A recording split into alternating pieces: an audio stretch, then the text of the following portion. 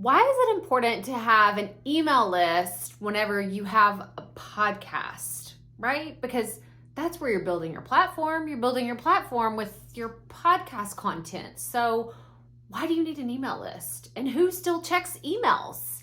So today we're actually going to talk about 3 important reasons why you need to have an email list for your podcast. So let's get right to it.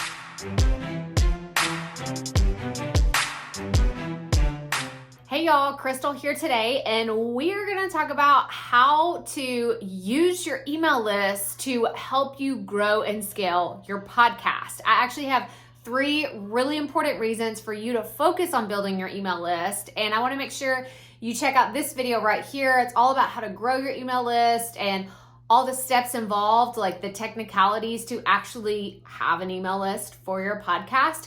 But today's video is all about 3 reasons why you need an email list for your podcast. So let's jump right in. So reason number 1 why you need to have an email list is because you will have a built-in audience for your podcast.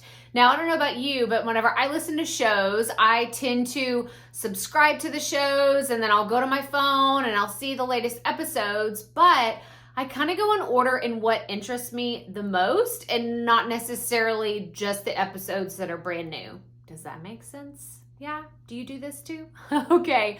But what I really pay attention to are those people that I've subscribed to their podcast and I've opted into their email list, and they actually send me an email that tells me kind of a deeper backstory why they created this podcast content. The number one podcast that I can think of that does this is Amy Porterfield. She has the Online Marketing Made Easy podcast, and she writes fantastic emails every single week. But what she does is she teases her content a little bit. Maybe she explains a little bit more about why this episode can help me in my business, or how the journey of the guests that she had on the show can really motivate me in the season of my business that I'm in. So whenever she sends out an email to her list, she says, hey guys, here's a brand new episode. This is what it's about. Here's how I can add value to your life. And more than likely, I'm going to click the link and go listen to the video. Or I'm going to be prompted to grab my phone, go on a walk, go do something where I can actually listen to the podcast. But when you have an email list, you can actively tell your people on your list, hey, there's a brand new podcast episode. So that is reason number 1. It gives you a built-in audience for your podcast. Reason number 2 to have an email list for your podcast is it helps you continue to have a deeper relationship with your listeners. Now, I know podcasts are already kind of like a one-sided conversation. I mean, hopefully you're creating a dynamic environment where people are having conversations in communities that are related to your podcast, whether it's a Facebook group or a social media post, whatever that looks like. But whenever you are sending someone an email, it's like an invitation. You're saying, hey, here's what I have to say, and you can take the opportunity to ask a question at the end and say, hey, hit reply if you agree with this, or tell me about a story when this happened to you, or whatever.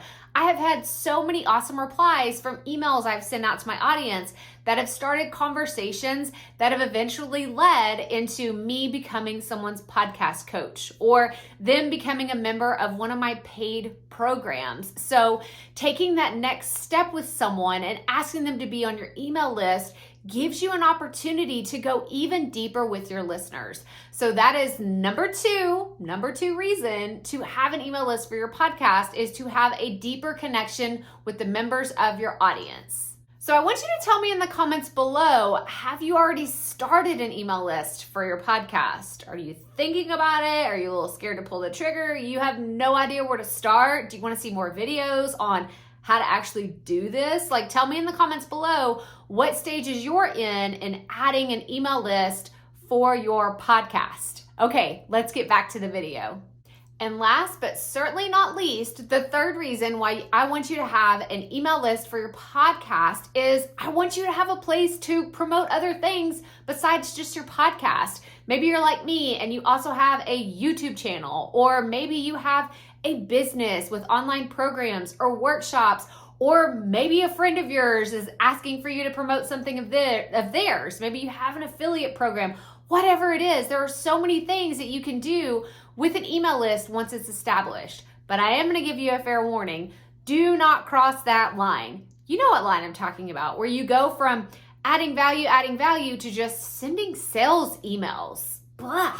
Who wants to just get sales emails from people really fast? Unsubscribe, ain't gonna happen. But I want you to continue to add value to your email list. So take the opportunity to talk about other programs that would add value to your ideal listener and those that are already listening to your podcast. You can absolutely do that with an email list whenever you are adding value and strategically creating content that is for your ideal listener.